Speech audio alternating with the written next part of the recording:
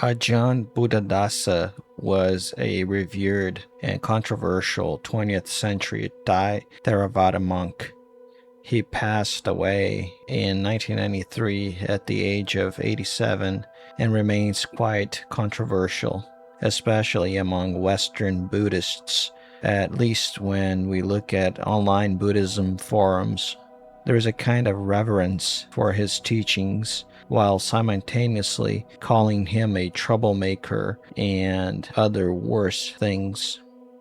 These same people on internet forums, all Westerners, also try to claim that Buddhadasa taught the traditional notion of rebirth, something he clearly did not teach, and which he explicitly abhorred.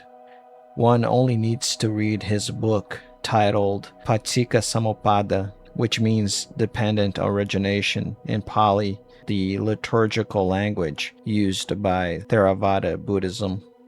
The book is based on lectures he gave and deals precisely with the teaching of dependent origination in a way that is completely different from how it is taught by traditional Buddhism, whether Theravada or not.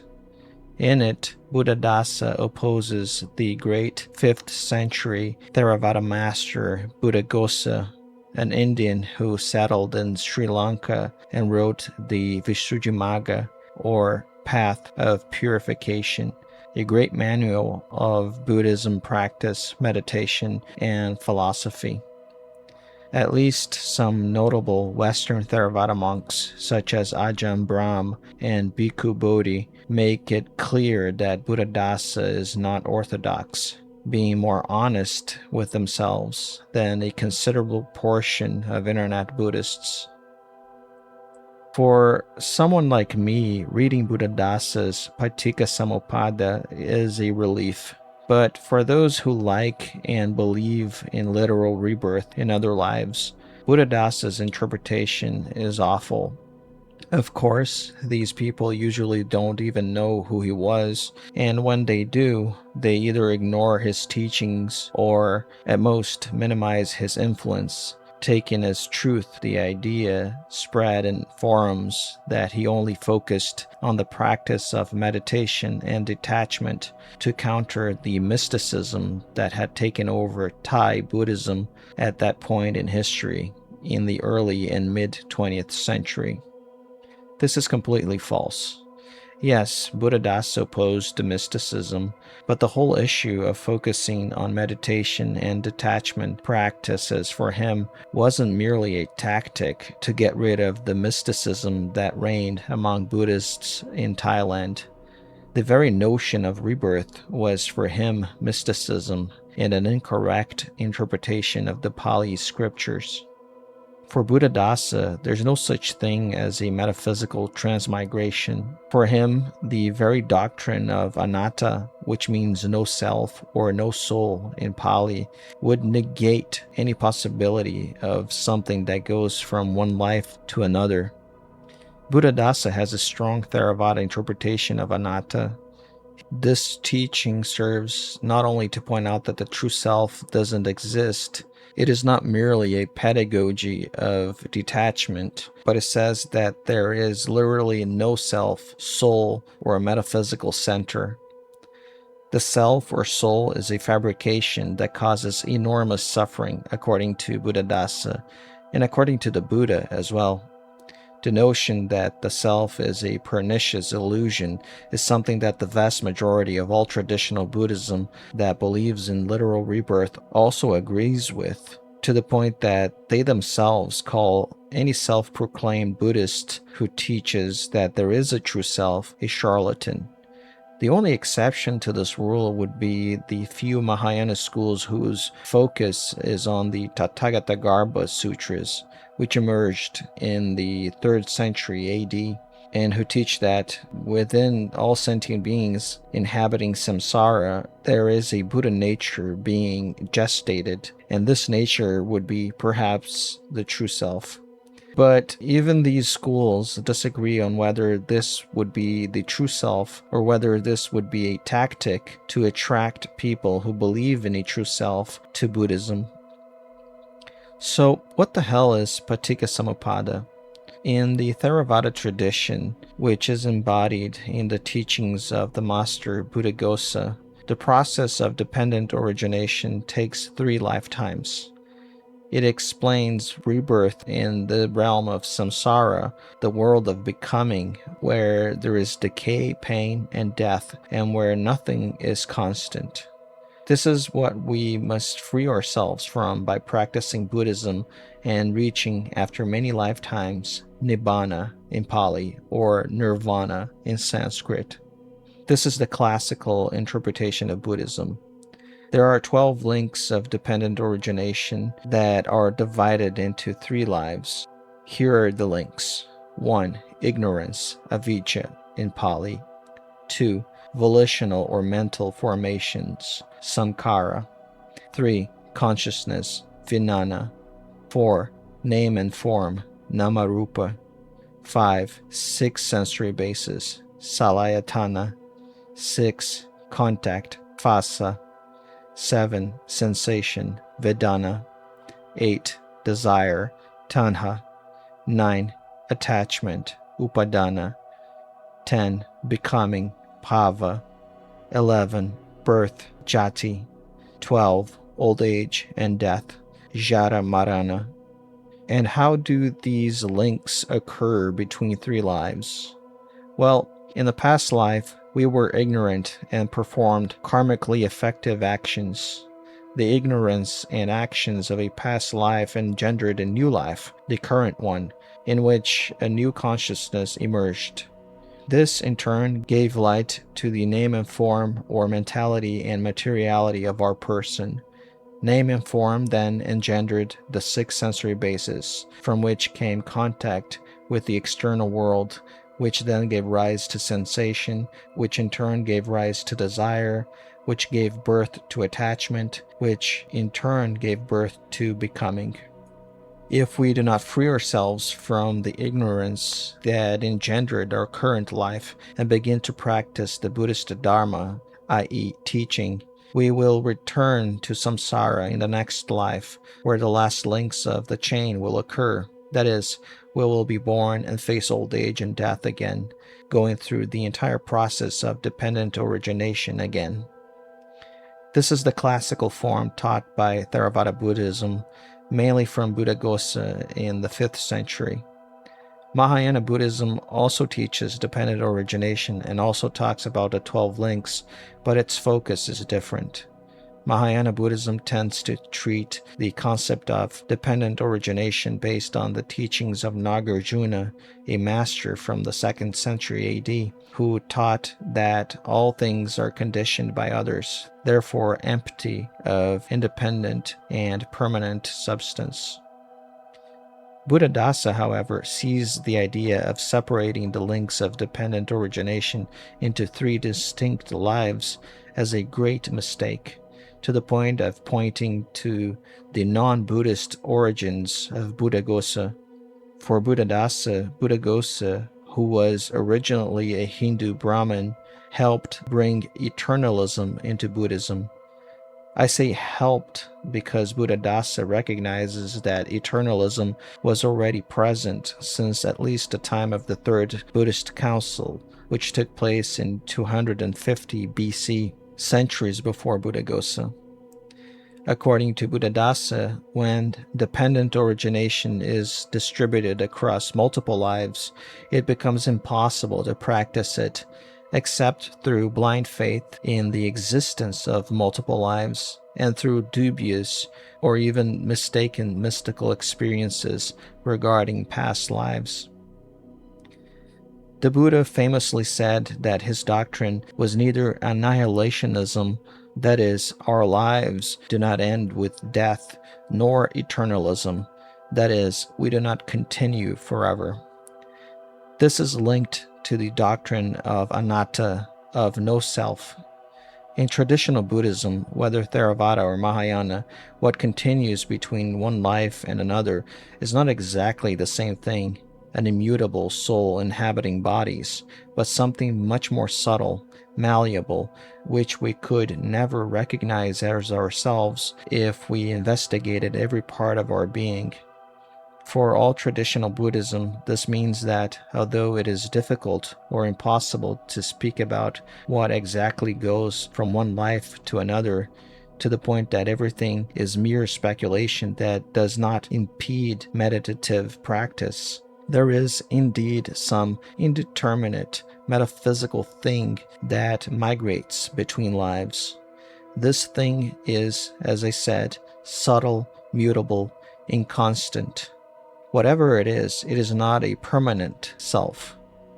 But in truth, it continues to serve the same purpose as a soul. This thing goes from one life to another, carrying the seeds of our karma. However, Buddhadasa interprets the process of dependent origination not through a cosmic metaphysical lens, but through a psycho-phenomenological stance. There is no Atta or Atman, no self or soul. Therefore, dependent origination would explain not the migration of a metaphysical essence between lives, but the birth of the illusory self in this single life of ours. While the emphasis of traditional Buddhism is liberation across multiple lifetimes, which encourages most lay people to focus on accumulating merit for better rebirths until one day they have enough merit to become a monk or nun in a future life, Buddhadasa says that the real focus of the Buddha is the here and now, liberation from suffering in the present life. For him, the links of dependent origination occur not through several metaphysical linked lives, but in our minds.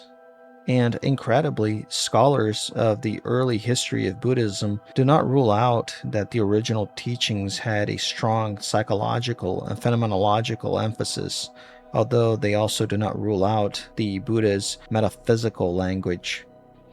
Moreover, Buddhadasa does not deny that Buddha spoke of lives of celestial, ghostly, animalistic, and infernal realms to which our essences can migrate depending on our karma.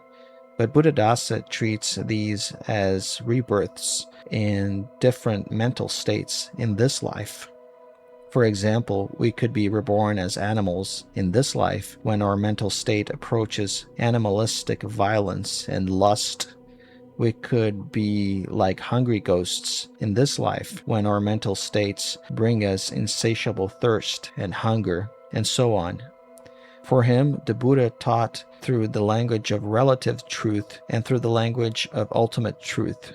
The first, full of myths and supernatural stories, the second focused on the practical reality of the here and now. We can illustrate how Buddhadasa explains the links of dependent origination through the following generic example. First, there is ignorance, which conditions mental or volitional formations, which in turn condition consciousness, which in turn condition name and form, or mentality and materiality, and its 6 sensory bases: eyes, ears, nose, tongue, body, and mind.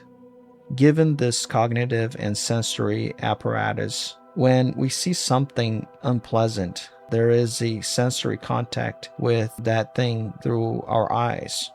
An unpleasant sensation arises from this contact, which engenders the desire for this experience to stop, and we take the experience for ourselves, even if it is negative, through attachment. Becoming identifies the offended illusory self with us. This offended self is born within us.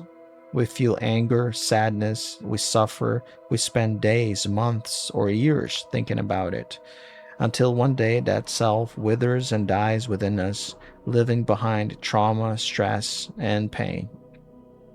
Now, let's consider a positive experience. For example, the possibility of buying something arises. Given the cognitive and sensory basis, there is contact from which a pleasant sensation arises. This sensation engenders a desire for that experience, which then produces an attachment to it as it takes it for itself. A self is then born that needs to have that experience and is always at its mercy to fulfill itself. The entire process of dependent origination occurs faster than lightning, according to Buddhadasa, and the best place to interrupt it is between the links of contact, sensation, and desire through mindfulness and the cultivation of wisdom. The links of dependent origination begin with the ignorance of not having a permanent or stable self or soul. Knowing this, we can interrupt the process because we are no longer ignorant of what is happening. A capable Dharma practitioner will be able to interrupt this process before it becomes desire, then attachment, and everything else through mindfulness. They will see things as pleasant, unpleasant, or neutral. When we cease to be ignorant, when we meditate on the no-self or anatta, we are able to free ourselves from the suffering generated by the illusion that we have a stable and permanent self.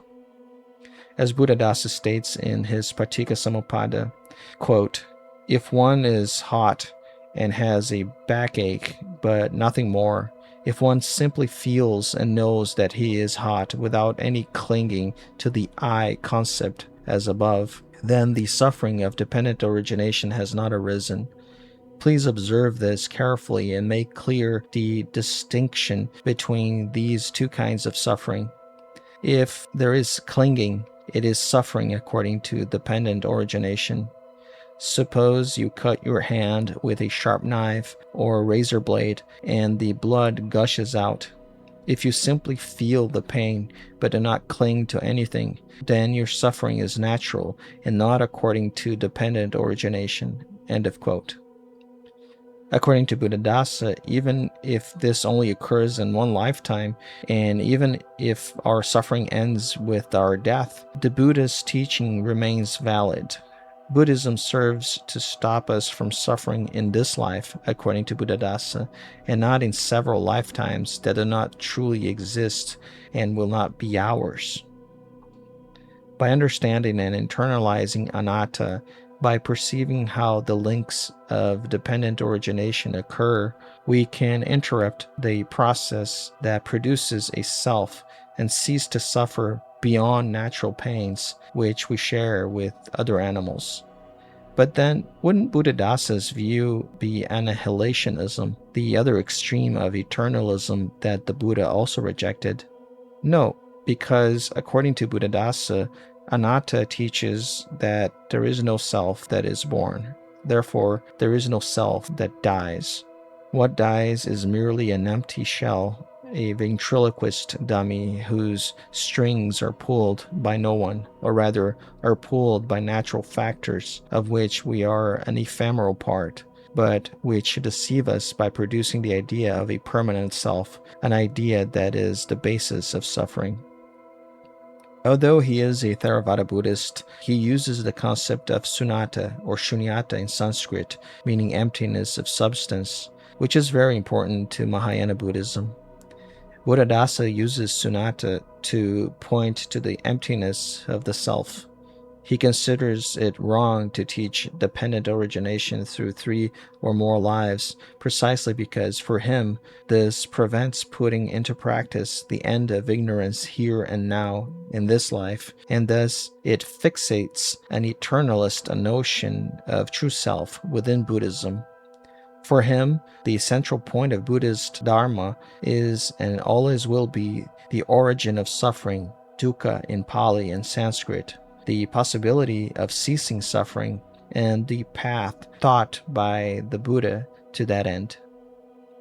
What is this for, then, if it is just a psychological trick to not suffer more than one naturally suffers?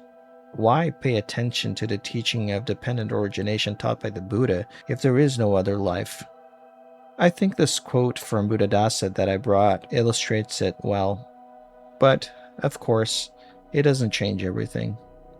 Buddhadasa teaches the following, quote, "Dependent origination demonstrates the fact of suffering, its arising and its passing away. It does not demonstrate the owner of suffering, who carry suffering across existences and births. There is no owner of suffering. Suffering arises without an owner. End of quote. Okay, but that doesn't save us from the concrete reality of pain, a reality that life, even without a true self, is capable of providing, a reality that we share with the rest of the animal kingdom, as I've already said. Even when we detach from the illusion of a self, physical pain itself can lead us to the paroxysm of despair without the need to formulate, through dependent origination, a self that will suffer mentally beyond measure. The other half of the question, what begins to outline the Dark Dharma or the Dark Teaching, is brought by the Indian jurist, social reformer, and scholar Hari Singh Gaur, who lived from the late 19th century to the mid 20th century. I have cited him on other occasions, but as usual, I will continue to do so with all the citations I consider good. In fact, as usual, I will continue to provide this explanation. In the book, The Spirit of Buddhism, Gaur writes the following, quote, Buddha states his propositions in the pedantic style of his age. He throws them into a form of sorites, but as such, it is logically faulty, and all he wishes to convey is this. Oblivious to the suffering to which life is subject, man begets children, and is thus the cause of old age and death. If he would only realize what suffering he would add to by his act, he would desist from the procreation of children, and so stop the operation of old age and death. End of quote. This, of course, approaches cosmic pessimism and the view of reproduction as the perpetuation of a tragic situation that would be best avoided. The cosmic pessimism proposed by philosophers and writers such as Abu al-Ala al-Ma'ari, Giacomo Leopardi, Arthur Schopenhauer, Philip Mailander, Machado de Assis, Peter Wessel Zapfa, Emil Cioran, Julio Cabrera, Thomas Ligotti, and David Benatar, authors I often talk about, some more than others. I confess that, despite liking Buddhadasa a lot and seeing in his teachings the closest thing to what the Buddhist teachings would ultimately be, I certainly think that the Buddha probably did teach what he imagined to be metaphysics. At the very least, he would have filled his main teachings about reality, the origin of suffering, and the path to extinguish it with myths that surrounded him and with which he grew up and was familiar. Myths such as reincarnation or rebirth in celestial realms, animalistic realms, ghostly realms, and infernal realms. In the end, I'm left with the image of the Dark Dharma, the pessimistic Dharma, because that's the image that my investigation of the world has shown me to be the most accurate, unfortunately. I take no pleasure in saying this. Not even all my willpower could make me truly believe that there is some kind of supernatural order behind everything, a supernatural order that could be manipulated for our salvation, whether through Buddhism, Christianity, or any other religion. Human life, in its entirety, is either a distraction from suffering and finitude, or a ceaseless coming and going into despair because of suffering and finitude, or a long, and sometimes not so long, meditation on suffering and death. Frequently, it is all three at once, especially the first two, since the third, meditation on finitude and suffering, does not seem to be so common. This meditation, in fact, seems to be something always frowned upon, even in contemporary times where there is so much talk about the freedom of man as an individual. Contemplating pain and death is seen as a niche relegated to aesthetic manifestations particular to certain groups, such as black metal fans or goths, when it is not immediately considered a mental pathology. Nothing against black metal, nor against goth, especially since I like both musical and artistic genres, but I find it sad that the contemplation of death and suffering is more associated with them than with philosophers. But that's to be expected, because a good part of philosophers are always seduced by the optimism that reigns in the human species, given the natural and cultural selection that always favors those who affirm life and never those who deny it, whether the denial is involuntary, which is more common and occurs in the case of natural weaknesses, or the voluntary philosophical denial of life. That is why Thomas Ligotti wrote the following in The Conspiracy Against the Human Race. Quote, "Optimism has always been the undeclared policy of human culture, one that grew out of our animal instincts to survive and reproduce, rather than an articulated body of thought. It is the default condition of our blood and cannot be effectively questioned by our minds or put in grave doubt by our pains. This would explain why, at any given time, there are more cannibals than philosophical pessimists." End of quote. Besides goths, metalheads, and a handful of philosophers, the contemplation of death is present in Christian monasteries, and even more frequently in Buddhist monasteries, which often have, in addition to skeletal remains, fresh, mutilated, and decomposing bodies for the monks to observe their end and detach themselves from their shell of flesh, blood, and bones. The contemplation of suffering, of the impermanence and death of all things, including ourselves, was even more present in a monk like Buddhadasa, for whom death was indeed the end of our stay in the universe, the return to the unconditional natural state of oblivion without a return ticket to life, as occurs according to traditional Buddhist beliefs, which postulates a supernatural cycle of birth, death, and rebirth, ending in the blessed, ghostly, unconditional state of nirvana after countless lifetimes of accumulated merit and ascetic practices. The nirvana that Buddhadasa spoke of is available to all of us now. We can have it today. And to finally put a tourniquet on suffering, we must do what the Buddha truly meant, at least according to Hari Singh Gur. We must give up procreation and thus end the operation of old age and death once and for all.